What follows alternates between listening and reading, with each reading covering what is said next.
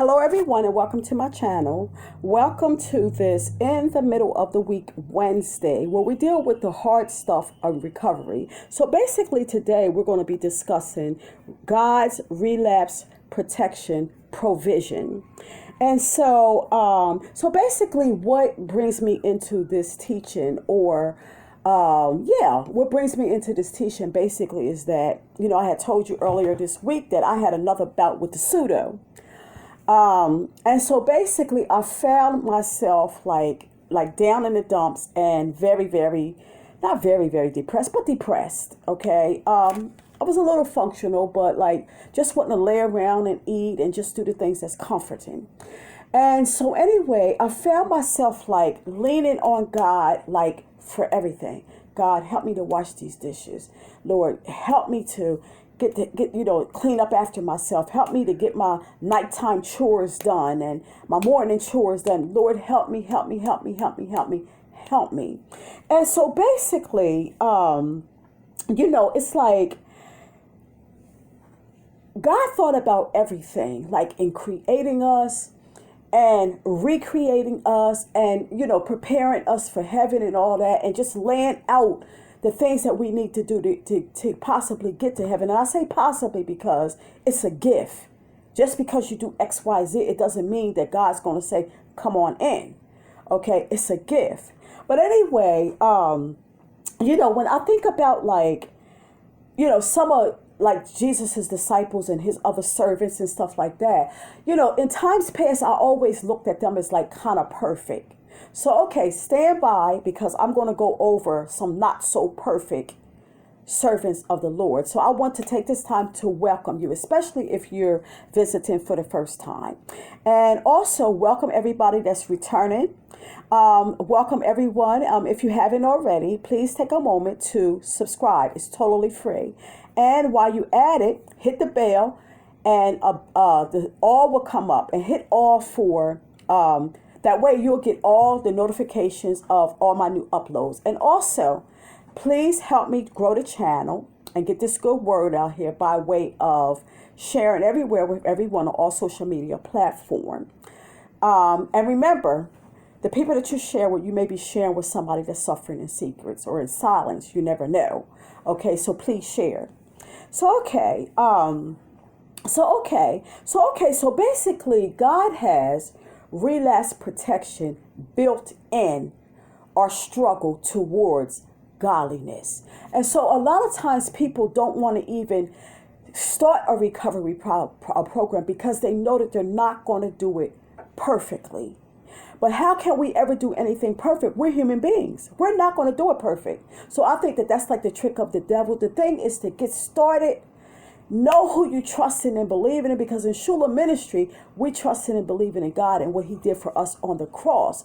And so we know that we in the right place for love and for support, and for confidence and all those kind of things. But, there were some people in the Bible, during the Bible time that wasn't so confident. So basically like Moses, for example, Moses was a chronic whiner. When God called him, he was like, I can't speak. I can't do this. I can't do that. He was always complaining. You sent me out here to get these kids and look what's going on, constantly complaining. But it got to the point to where God had Moses through his struggle and constantly leaning on God. God had Moses where he was, to the point to where he trusted God and he was in the people's corner even when God was upset with him, which is really awesome. And then David had trouble keeping his hands off of women. I'm not talking about violence. I'm talking about sexual here. But God in his struggle, David in his struggle, God bless him as he continued to hold on to God and not let go of God and get the grace and the forgiveness and everything that he needed, to the point that before it was all over, David's basically was restored from that lust of being a womanizer. And then we have Peter, James, and John, ruthless kind of men. Okay, but yet God had chosen them and humbled them to do his bidding as far as teaching others about him and making new converts. And then we have Paul, who after he was converted, he found himself having this thorn in the flesh.